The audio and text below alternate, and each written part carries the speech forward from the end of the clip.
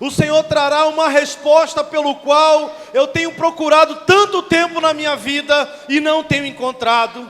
Que nessa noite, Pai, venha a ser uma noite de encontro com a Tua presença.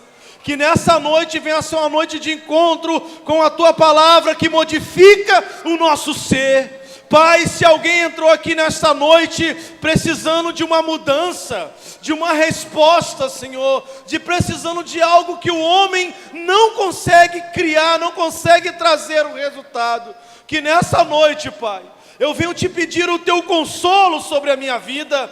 Eu venho te pedir, Senhor, o Teu toque sobre o meu ser, sobre o profundo da minha alma, Senhor. Que nessa noite, Pai, nada nem ninguém possa roubar a minha promessa diante do Senhor.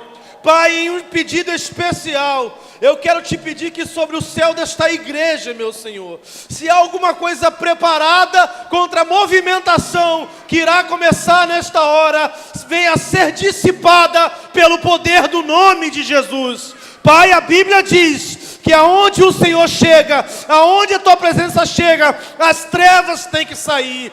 Que nessa hora o sol da justiça comece a brilhar no meio de nós. Pai, se há alguma treva preparada, se há alguma treva, Senhor, com alguma tentativa sobre a Tua igreja, nós declaramos agora que caia por terra em o nome de Jesus, Senhor.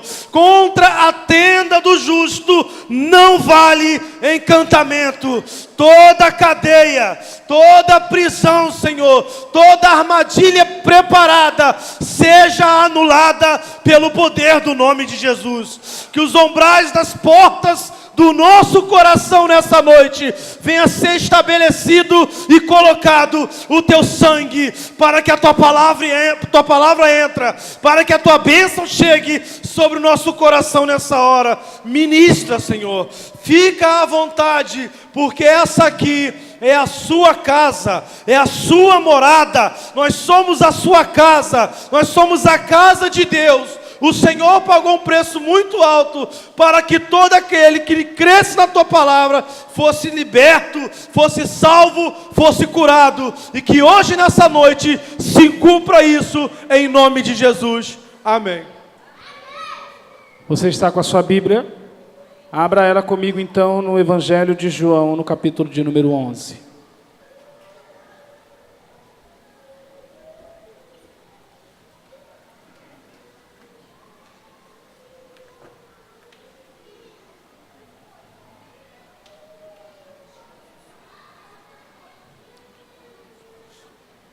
Evangelho de João, capítulo 11.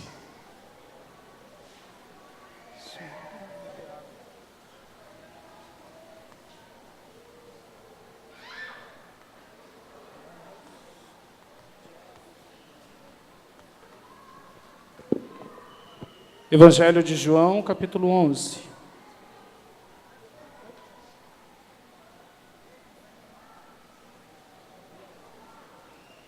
Verso 1, posso ler? Dá uma olhadinha aí para o lado, vê se tem alguém sem a Bíblia. Para a direita, para a esquerda. Chama ele para ler com você, para que todos possam acompanhar a leitura. Diz assim a palavra do Senhor. Estava então enfermo um certo Lázaro de Betânia, aldeia de Maria e de sua irmã Marta.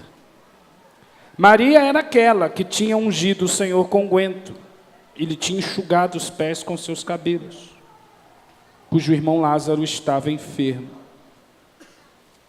Mandaram-lhe, pois, suas irmãs dizer: Senhor, eis que está enfermo aquele que tu amas. Amém? Só até aqui.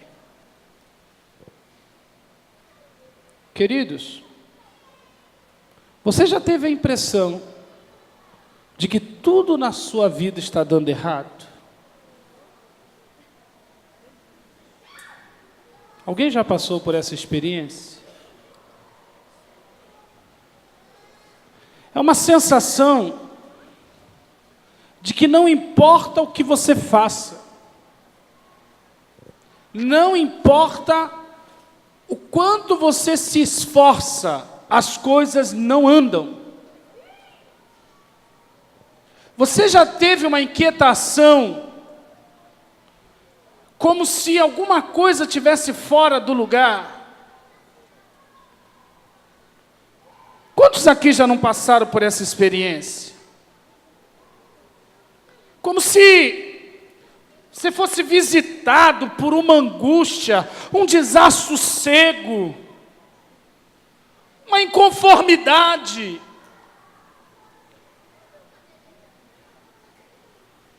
Onde às vezes você sabe que você está sendo cuidado por Deus.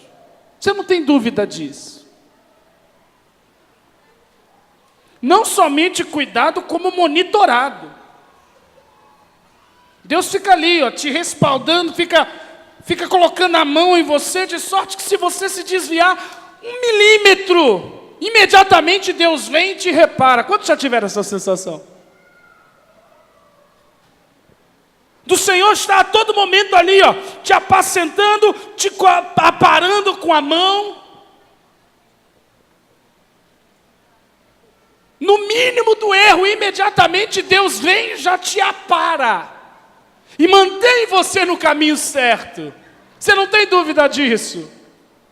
Você discute com seu marido em casa, chega aqui na igreja, Deus já usa o vaso. Ó, você está errado, se conserta. Você, meu Deus, acabei de discutir, eu não tenho nem o direito de me estressar. 5 milímetros, Jeová já me apara. E aí você olha e vê pessoas que não se desvia 5 milímetros não, ele racha a cara mesmo. Ele não tem o nível de compromisso que você tem, ele não tem nada com o que você tem, ele não obedece nada, aí você fica, e ele, Senhor? Tu não vai falar nada com ele, não? Quantos já tiveram essa sensação? Você está aqui no teu cantinho, aí 5 milímetros, Jeová vem, pá, bota você no... Fica firme. Aí você olha para o lado. E vê o outro que não está fazendo nada disso. Quantos sabem do que eu estou falando? Alguém aqui sabe do que eu estou falando? Ou é só eu que tenho essa impressão? Aí você olha e vê o outro que não tem nada disso. A gente não quer pensar isso, né? Porque nós somos de Jesus, amém? Mas lá no fundo ainda tem algumas áreas que precisam ser tratadas. Ah, lá vai se esborrachar, quer ver? Vai se dar mal. Ah, vai quebrar. Rapaz, não é que rompeu? Não é que está dando certo? Quantos não passaram? Quantos não são confrontados? Porque isso, irmãos, isso nos confronta. Isso dói. A gente vê o outro que não tem um compromisso, o outro que não abraça, o outro que não é corrigido, o outro que não é tratado e vai embora. Nós que temos essa percepção, no entanto, somos a todo momento pressionados, tratados, forjados. Ninguém está reclamando de tratamento. Mas eu estou falando de uma situação de que, mesmo nesse contexto, parece que alguma coisa está errada.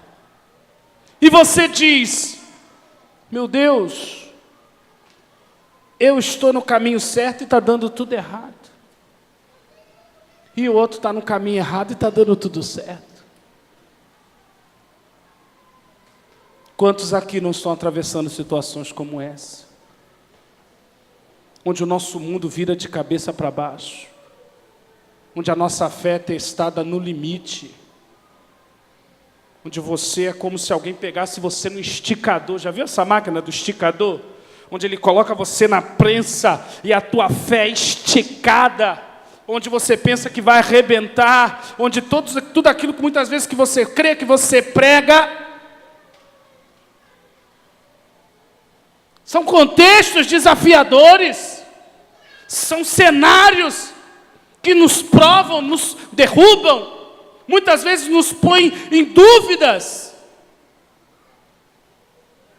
Onde muitas vezes o que amamos morre. onde o que nós temos por precioso, até a nossa fé é abalada, onde aquele discurso, não, o Senhor é por nós, e nada vai de ruim vai acontecer, cai por terra, porque aquilo entra dentro da nossa vida como que uma avalanche, derrubando tudo, e a gente se agarra um fiozinho de fé, irmãos, e está de pé pela misericórdia. Quantos não passaram por isso? Quantos não sabem exatamente o que eu estou falando, porque é o que estão vivendo agora? Está aí a SEDAI fazendo essa obra, aí quebrando tudo, rebentando tudo, daqui a pouco vem aquele rolo compressor, parece que às vezes aquele rolo compressor vem sobre nós, vai passando assim, ó, e nos comprimindo. Situações de morte, irmãos. Olha o texto que a gente leu. Olha o texto que a gente leu. Nós vamos estar lendo um texto em que uma família perdeu uma pessoa querida. Onde uma família foi visitada por uma tragédia, uma desgraça. Mas não é qualquer família que nós estamos lendo, não, irmão. Você está prestando atenção? Não está falando, eis que haviam 3 infelizes, desobedientes, malditos, que não queriam nada com Deus e morreu. Também podia ser diferente. Estava até demorando muito, desobediente. Não é disso que está falando. Está falando de uma casa. Uma casa amada, uma casa preciosa, irmãos. Está falando de 3 pessoas amadas. Olha o cenário, uma tá lavando o pé do Senhor. É casa de pessoas que lavavam os pés do Senhor. É casa de gente que sacrificava. É casa de gente que quebrava o guento e derramava no pé de Jesus. É casa onde Jesus habitava. É casa amada, casa eleita, casa preciosa e passando por lutas. É isso que eu estou falando nessa noite. Casa de gente crente. Casa de gente que confia no Senhor. E a morte está entrando. Aquele camarada começou a ficar doente. Algumas pessoas dizem que Marta era uma mulher de posse, era uma mulher rica. O marido dela se chamava Simão, o leproso. Por isso que a Bíblia diz, estava Jesus na casa de Simão, o leproso. Mas por que Jesus, um nazireu, está na casa de um leproso? Porque o leproso já tinha morrido, era viúvo. A Marta era viúva desse Simão leproso. O marido dela morreu de lepra, e ela chamou os 2 irmãos para morar com ela. E ela era muito rica, ela tinha recurso, porque para dar uma festa na casa dela, dar comida para todo mundo, é porque ela tinha recurso. Então Jesus ia ali para a casa dela, ela o chamava. Ora, quando uma pessoa na sua família fica doente, o que você faz, querido? Você gasta tudo que você tem para curar. E de repente aquela mulher começou a medicar o irmão, chamar os melhores médicos da época, todos os recursos que estavam disponíveis, começou a gastar, começou a investir, e quanto mais dava remédio, mais o homem piorava, mais o irmão piorava. Mais o irmão piorava, mais o irmão piorava. E a angústia naquela mulher foi crescendo até ela ter que ver o irmão definhar na frente dela e morrer. Por que eu estou falando nesta noite? Eu estou falando de que existem determinados momentos na nossa vida que, apesar de nós crermos em Deus, nós vamos passar por dificuldades. Você entende isso? Você entende? É ingenuidade. É ingenuidade acreditar que por você crer em Deus, você não vai passar por luta nenhuma. Beira a ignorância. Achar que por você um dia desejar caminhar por Jesus, porque talvez há pessoas aqui pensando isso. Não, vou lá para a igreja, quem sabe eu abraço Jesus e começo a entrar na igreja. Aí o que você espera que o pastor fale para você? Venha! É melhor que ganhar na loteria. Venha para Jesus que nada, mar de rosas. Se eu fosse uma pessoa irresponsável, eu pregava isso para você. Mas eu não sou. Eu sei que a Bíblia fala sobre isso. Aí o outro pergunta, então qual é a vantagem? Entre aspas, se é que existe. A vantagem é que nós vamos aprender nessa noite, que ainda que venhamos a passar por contextos desafiadores, e é isso que Deus mandou falar para você nessa noite. Ainda que você venha passar por momentos difíceis, externos ou internos, angústias terríveis, ou mesmo vale da sombra e da morte, você não precisa temer nada, porque você não estará passando sozinho. Deus manda te dizer nesta noite, filho, eu estou no controle de todas as coisas. Se você está entendendo isso, dê um forte aplauso ao Senhor. Hoje, Deus manda eu dizer, igreja, eu estou no controle. Eu quero que você diga bem alto, Deus está no controle. 1, 2, 3, diga! Deus está no controle. Agora, igreja, o fato de Deus estar no controle não significa que Ele é aquela pessoa que fica exercendo, mexendo, manipulando a circunstância a todo momento. Não. Deus está no controle não significa que todas as peças, todas as situações, todos os segredos Ele está direcionando como se fosse uma peça de xadrez. Não, não é isso que significa Deus estar no controle.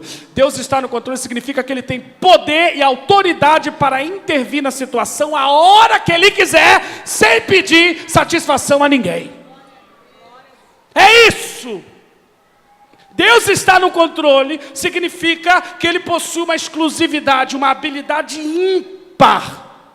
Ele possui um poder de, seja qual for a circunstância, Ele contornar aquilo para o nosso bem. Deus está no controle, significa te fazer pela graça, entenda isso. Deus está no controle, significa que Ele consegue fazer você triunfar, seja qual for a situação. Como um bom treinador, como uma pessoa que está tratando você, Ele vai fazer você entrar no ringue e obter vitória. Seja lutar contra aquele anãozinho todo fraquinho, e ali você dá um tapa e ele cai. Querido, ganhar disso qualquer um ganha.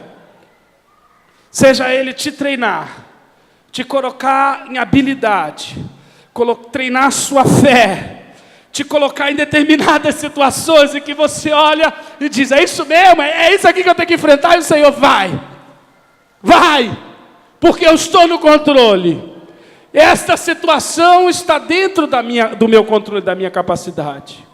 E ali Ele fazer você triunfar. Eu vim dizer nesta noite que quando nós passamos por contextos como esse, nós somos verdadeiramente visitados por um desespero. Quando as coisas começam a fugir do nosso controle, nós ficamos desesperados, não é verdade? Nós ficamos desesperados. Quando a gente está vendo Lázaro morrer, tem uns aqui que o Lázaro não morreu, mas está tossindo igual cachorro velho. Pastor, o meu Lázaro não morreu não, mas pelo andar da carruagem não sei se vai durar. Tem gente que está passando por isso, está desesperado, está ficando atribulado, mas eu vim como profeta apenas para dizer isso que Deus mandou. Querido, o teu desespero não chega no céu, o teu desespero bate no teto, ele não chega na sala do trono. Deus não é incomodado com o teu desespero, porque quando você olha para o céu, está tudo tranquilo, o Senhor está sentado sobre um alto e sublime trono. Na terra, ele pode estar confusão, na terra pode estar dificuldade, mas creia nisso em o nome de Jesus, o Senhor está no controle. Eu vou liberar uma palavra para você. Há um rio cujas correntes agradam e alegram a cidade de Deus. Deus está no meio dela, não será abalada. Aquele que confia no Senhor, verdadeiramente, ele é como o monte de Sião, ele não será abalado. Se você crê nisso, receba esta palavra, aplauda o Senhor, manifesta alegria.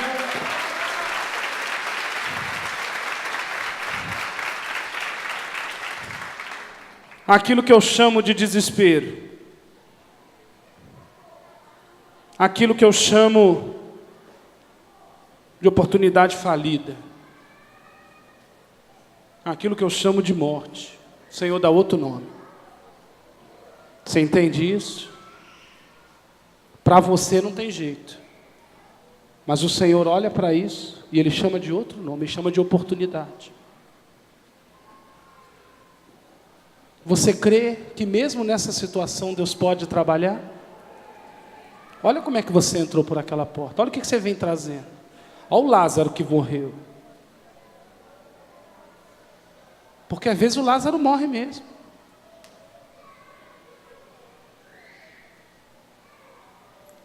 Tem gente aqui trazendo um casamento morto.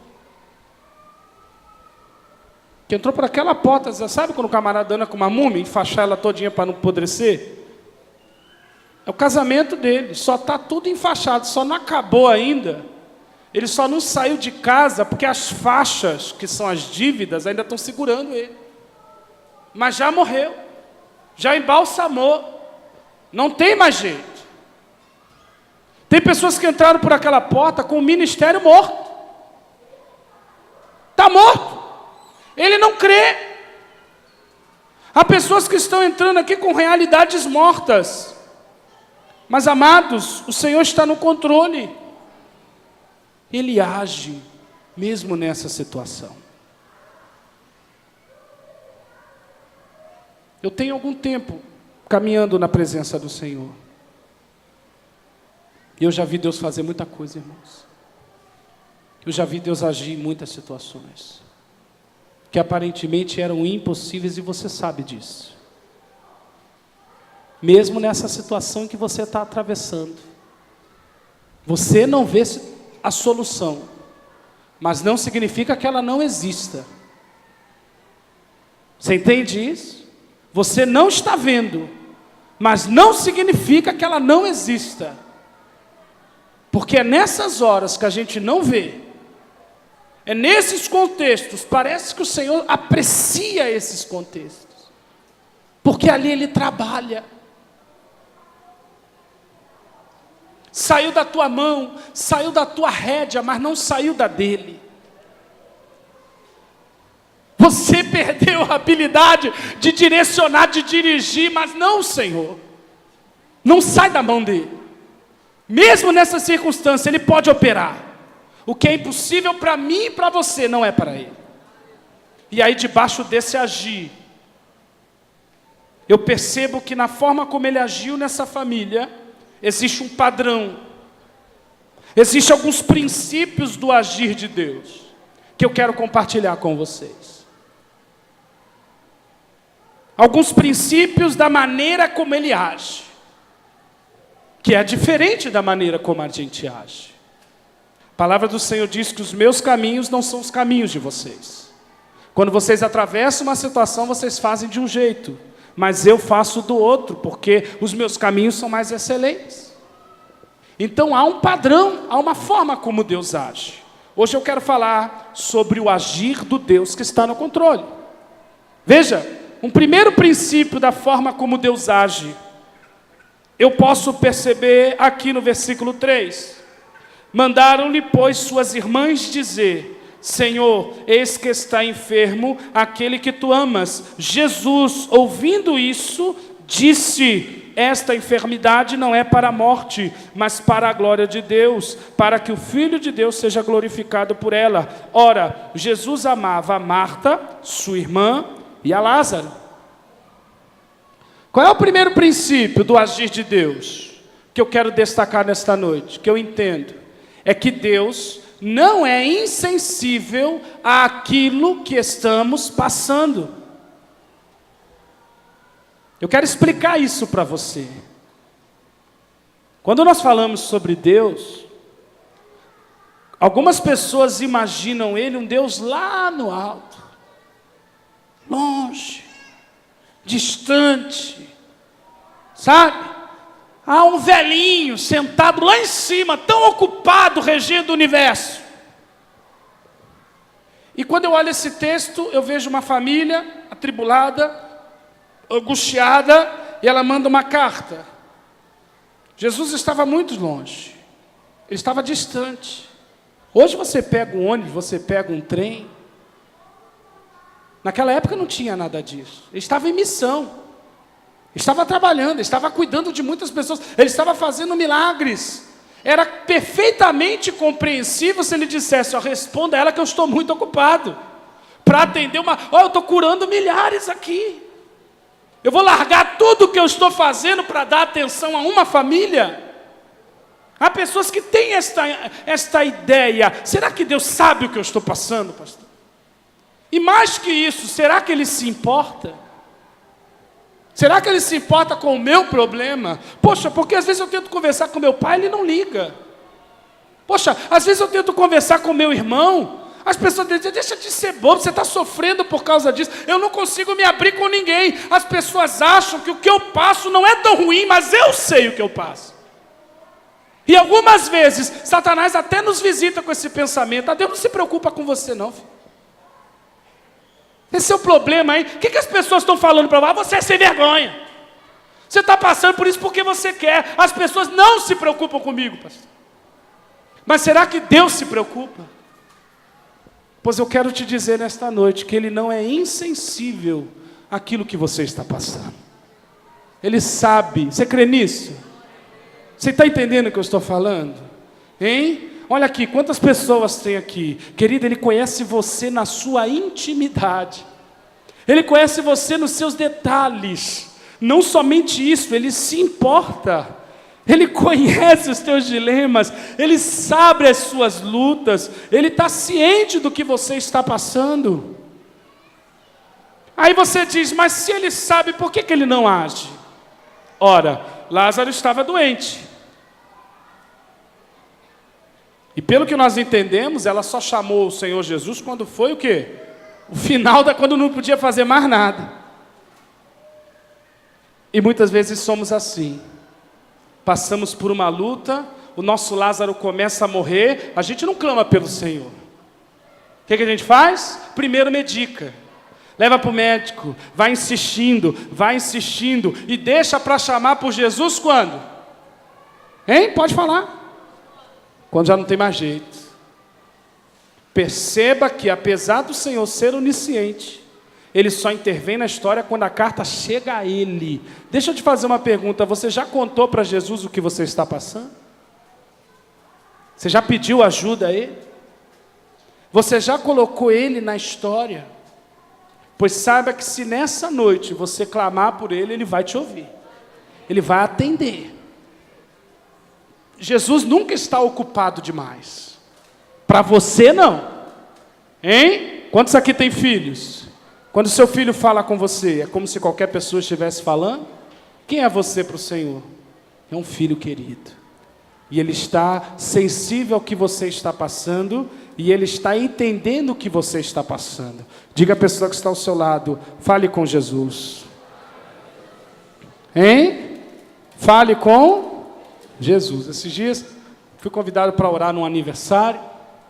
Ali me deram a oportunidade de falar. E eu lembrei de uma situação que aconteceu comigo muitos anos atrás, quando eu ainda era um novo convertido. Nós íamos para a igreja, aí acabava o culto, os meus pais, que nessa época ainda não tinham tido uma experiência com Jesus, eles tinham um trailer, e a gente ficava com eles até tarde, até eles fecharem, e depois a gente vinha para casa andando. Às vezes meu pai ficava a madrugada toda e eu vinha com a minha mãe. Eu era adolescente. E quando nós estávamos chegando perto de casa, a minha mãe começou a reclamar da mão dela, porque ela lavava a roupa e o cloro e os produtos químicos machucavam muito a mão dela. E ela falando, ai, minha mão está doendo tanto, não sei o quê, por causa de lavar roupa, de cloro. E eu falei, mãe, por que você não pede ao Senhor uma máquina de lavar? Novo convertido, né? Está doendo. Eu era novo convertido, irmãos. O Bispo Márcio e o Bispo Nelson me conhecem dessa época, né? E eu era adolescente. A Bispa Márcia dirigiu o curso de adolescente, né? Eu lembrei esses dias, Bispa Márcia, que eu preciso me consertar com a senhora. A senhora fica me entregando na sexta, eu lhe entrego no domingo. porque na sexta ela que prega. Eu preciso me consertar com a Bispa Márcia, porque naquela época ela não era pastora ainda, ela era do grupo de adolescente. Aí ela foi formar um coral na igreja e eu fui participar. Ela era a líder do coral. E ela cantando, e eu cantando, achando que estava abafando. Ela, Cristiano, por favor, canta em espírito. Eu fiquei ferido, eu te peço perdão, poder ficar ferido. Por favor, canta em espírito. Eu fico assim, agora tá bom.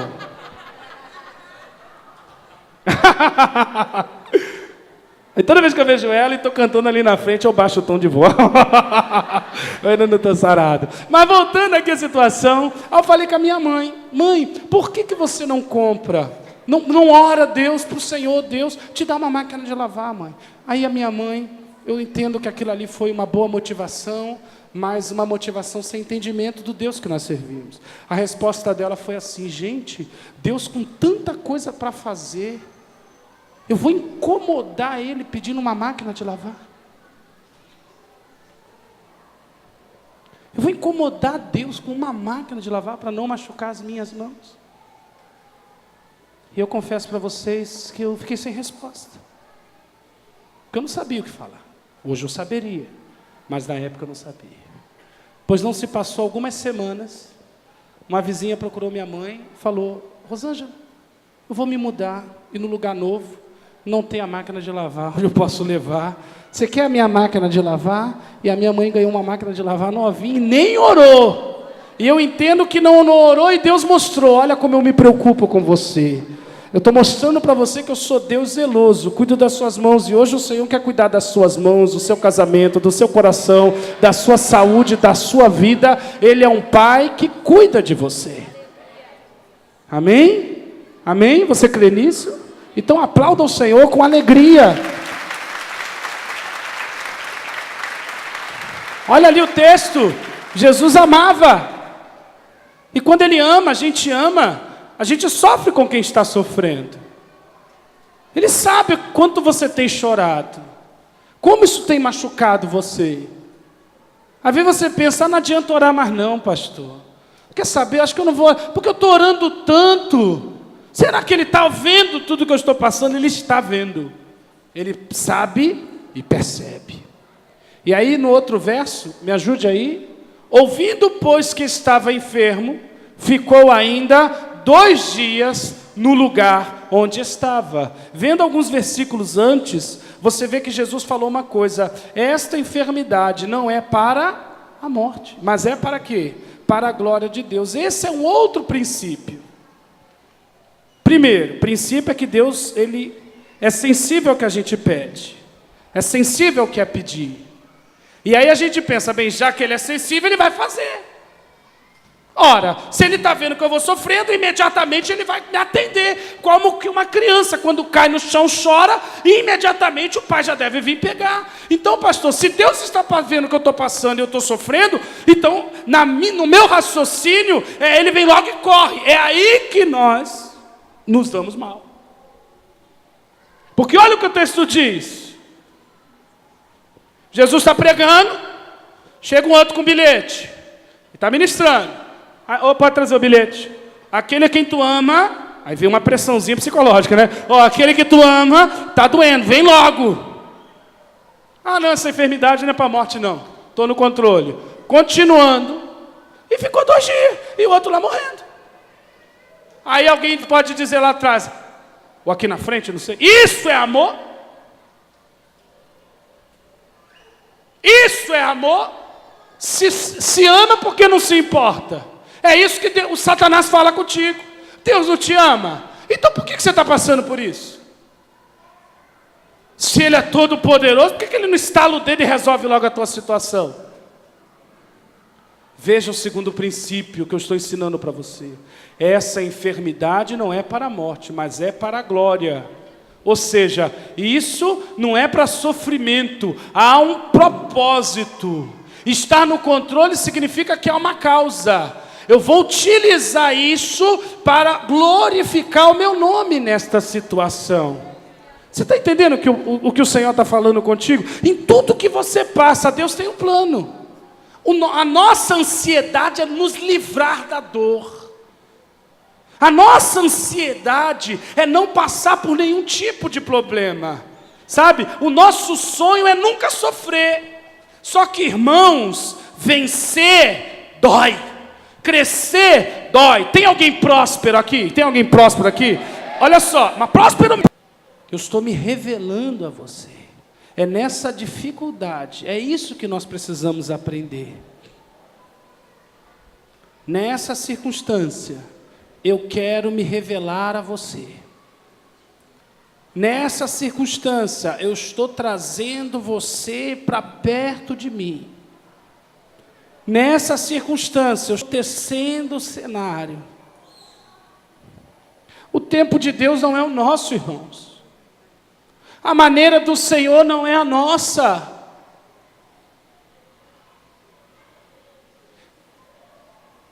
A forma como Deus trabalha não é a nossa.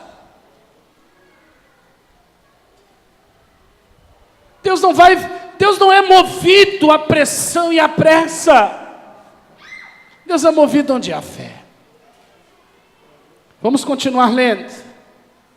Depois disso, dos 2 dias, Jesus falou aos seus discípulos: vamos outra vez para a Judéia. Aí os discípulos falaram: mas mestre, agora há pouco os judeus estavam procurando te apedrejar e você quer voltar para lá? Que fé dos discípulos, hein? Que fé dos discípulos. Jesus respondeu: não há 12 horas no dia? Se alguém anda de dia, não tropeça porque vê a luz desse mundo. Mas se ele anda de noite, aí ele tropeça, porque nele não há luz. O que Jesus está falando? Há um tempo para eu trabalhar. Há um tempo certo. Ele já começou a fazer na sua vida aquilo que você precisa, então não é o tempo ainda. Mas na hora certa ele opera. Você crê nisso? Na hora certa ele opera. Quando ele falou, ele disse: Lázaro, nosso amigo está dormindo, mas eu vou lá acordá-lo do sono. Naquele momento, ele já sabia que Lázaro tinha morrido. Quando eles vieram trazer o recado, ele ainda estava doente. Jesus ficou 2 dias até Lázaro morrer.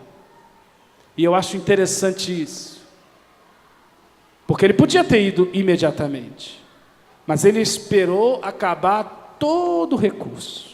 Ele esperou não ter mais jeito. Ele esperou a situação ter perda de causa para então ele operar. Sabe o que eu aprendo com isso? Que quando a situação sai das minhas mãos e eu não tenho mais o que fazer, é nessa hora que Deus trabalha. Querido, ficou difícil para você? Está impossível para você? Pois se prepare, porque está chegando a hora do Senhor trabalhar. Veja o texto. Os discípulos falaram: Senhor, se ele está dormindo, então ele está salvo. Mas Jesus falava isso da sua morte. Porém, eles cuidavam que ele estava dormindo mesmo, tirando uma soneca. Então Jesus lhes disse claramente: Lázaro está morto. E eu me alegro por amor de vós que eu não estivesse lá, para que agora vocês acreditem, mas nós vamos ter com ele. E no versículo 16 diz: Tomé, pois, chamado Dídimo, junto com os condiscípulos, disseram: vamos nós também, para morrermos com ele. Era a fé daqueles que seguiam a Jesus, né? Vamos lá para a gente morrer junto com ele. Chegando, pois, Jesus achou que já havia 4 dias que estava na sepultura. Lázaro morreu. Eles colocaram uma pedra sobre esse assunto, porque não tem mais o que fazer. Betânia estava distante de Jerusalém, poucos quilômetros, irmãos, 15 estádios. E muitos judeus de Jerusalém tinham vindo para o enterro consolar Marta e Maria. A casa estava cheia, porque Lázaro era muito conhecido. Quando Marta ouviu que Jesus vinha ao seu encontro, saiu-lhe ao encontro. Maria, porém, ficou assentada em casa. Disse, pois, Marta a Jesus: olha como nós falamos. Essa é a primeira palavra que sai da nossa boca: Senhor, se tu estivesse aqui, meu irmão não teria morrido. Essa é a palavra de quem não entende os propósitos do Senhor. Essa é a palavra de quem fica magoado, triste. Essa é a palavra que muitas vezes sai dos nossos lábios, se queixando. Amado, o que tem saído da sua boca? O que tem saído da sua boca, Senhor? Em outras palavras, o que ela está dizendo? Quem matou meu irmão foi o Senhor, porque o Senhor não agiu antes. Quando não entendemos o agir de Deus, há esse tipo de revolta, há esse tipo de palavra, mas o Senhor liberou uma promessa, mas eu sei tudo quanto pedires a Deus, Deus te concederá. E no versículo 23, o Senhor Jesus lhe disse: Marta, o teu irmão há de ressuscitar. Marta falou: eu sei que há de ressuscitar na ressurreição do último dia. Jesus disse: eu sou a ressurreição e a vida. Quem crê em mim, ainda que esteja morto, viverá. E todo aquele que vive e crê em mim, nunca morrerá.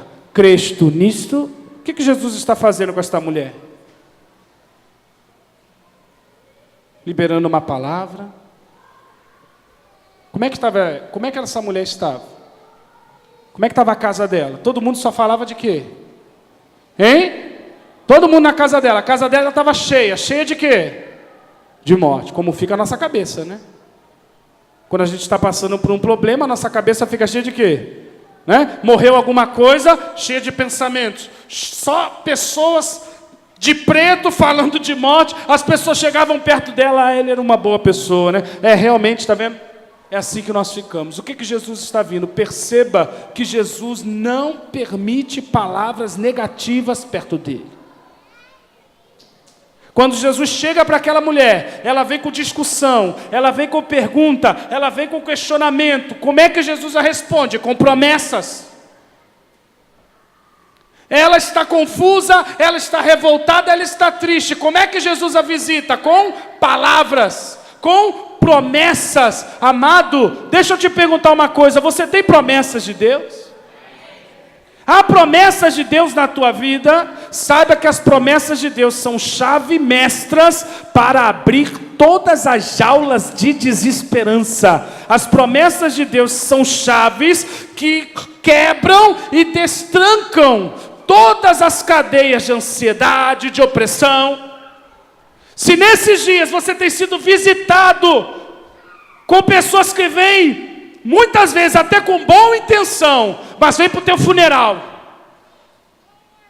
estão chorando com você, te colocando mais problemas, sua cabeça está cheia de problemas, pois Jesus nos visita com promessas, e é tempo de você se apegar a elas.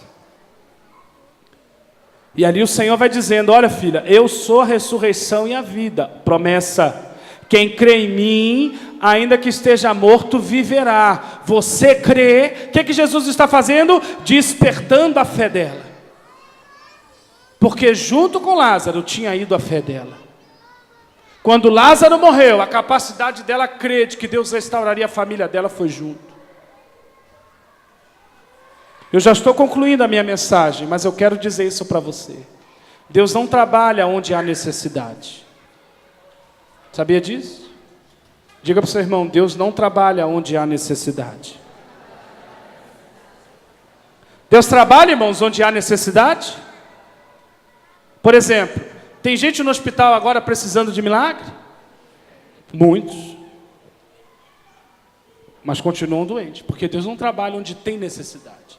Deus só trabalha onde tem fé. Você, com a tua mente cheia de dúvida, murmurando, reclamando, cheia de morte, com teu Lázaro enterrado, reclamando: por que o Senhor não me salvou? Por que o Senhor não me respondeu? Por que o Senhor... Isso não vai trazer nada para a sua vida.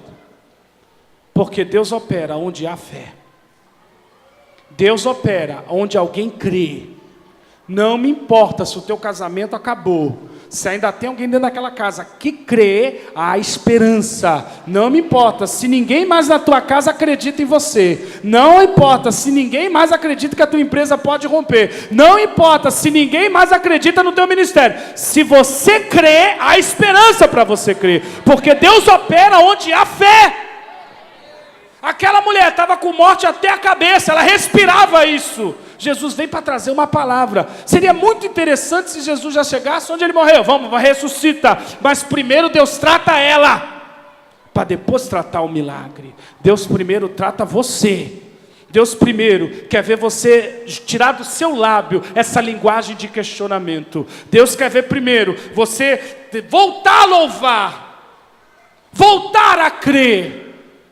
Porque, ora, onde eu estou vendo milagre, eu não preciso crer, não precisa de fé.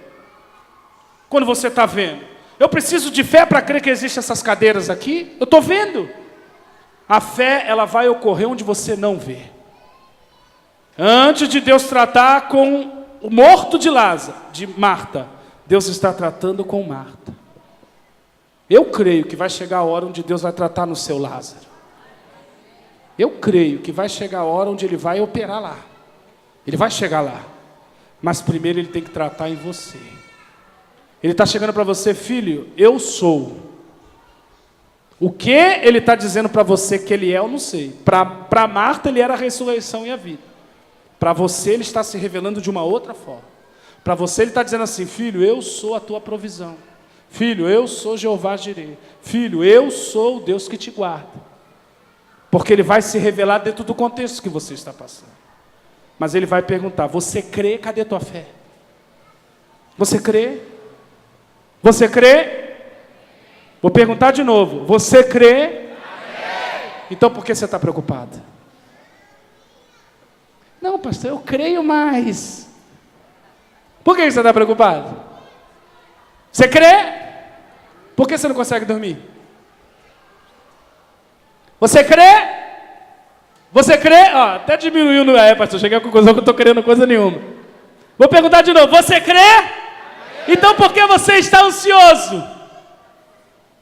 Conta essa história de um avião, alguns aqui conhecem, porque eu conto ela muitas vezes, que estava atravessando uma turbulência. Alguém aqui já atravessou uma turbulência?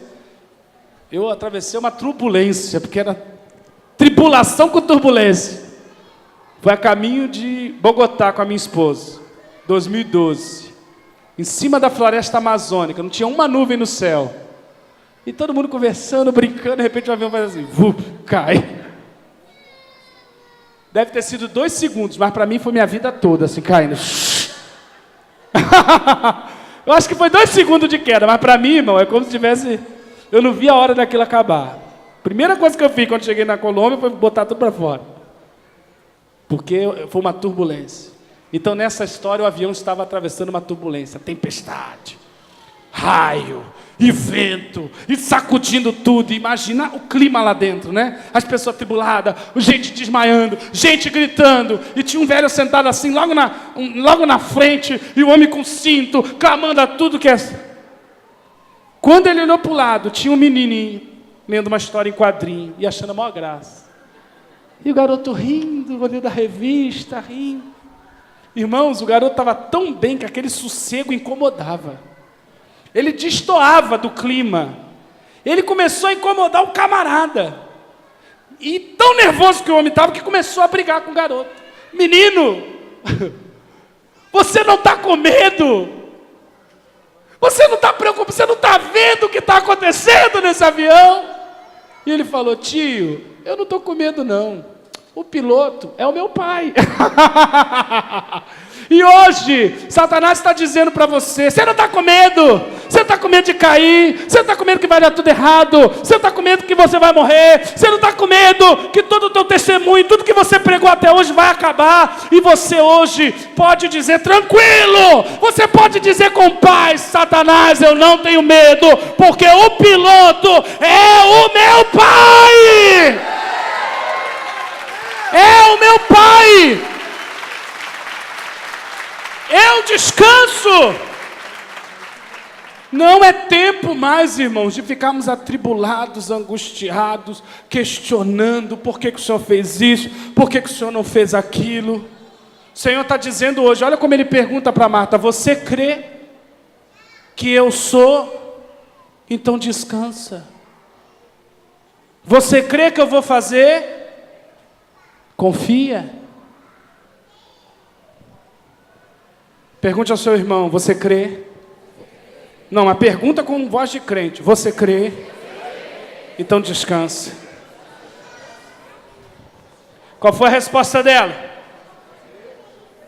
Eu creio, mas Jesus está perguntando. Eu creio que tu és o Cristo, Filho de Deus que havia de vir no mundo, eu creio. O Senhor está falando, eu creio. E aí avançando um pouco, no versículo 39. Jesus pergunta, onde é que ele está? Tratou com ela, amém?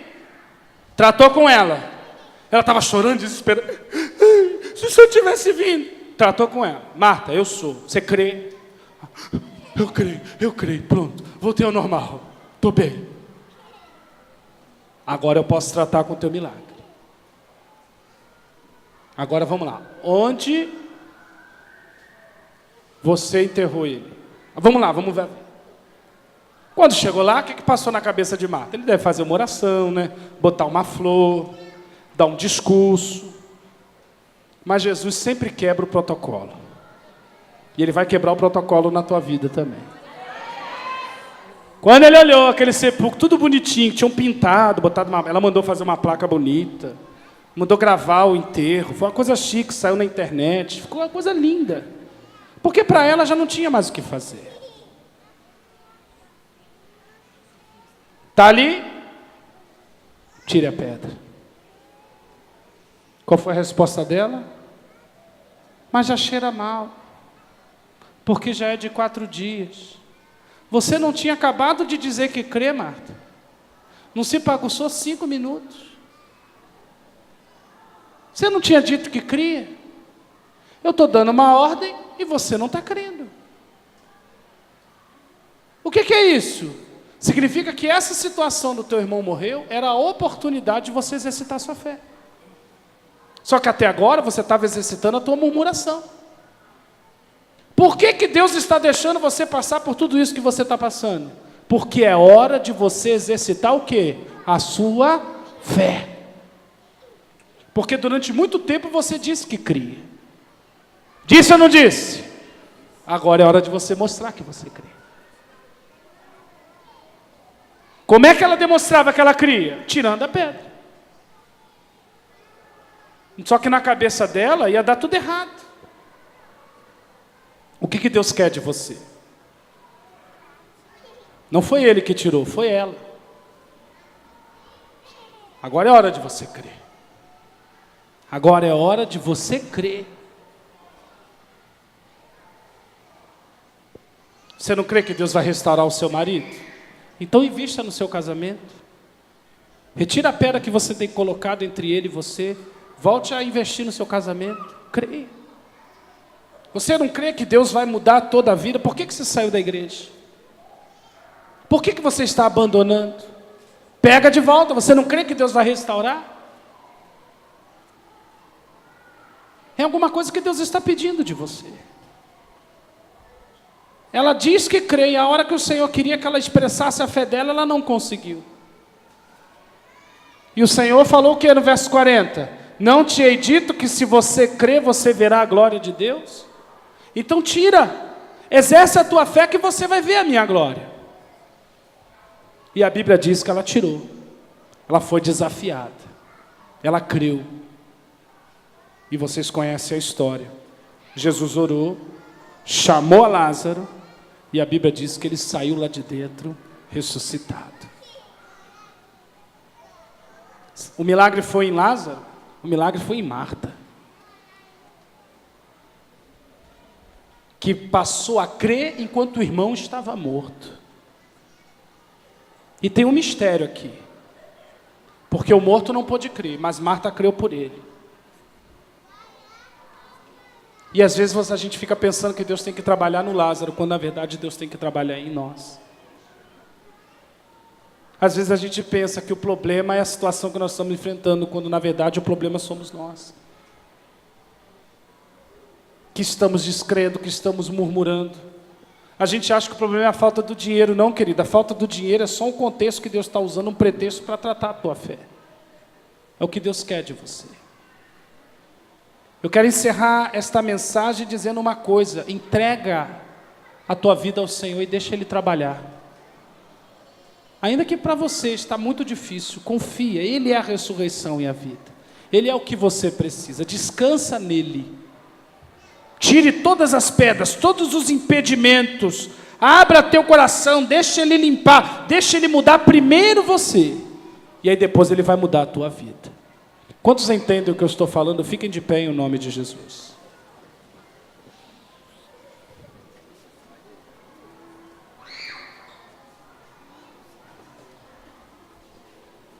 Deus vai fazer um milagre.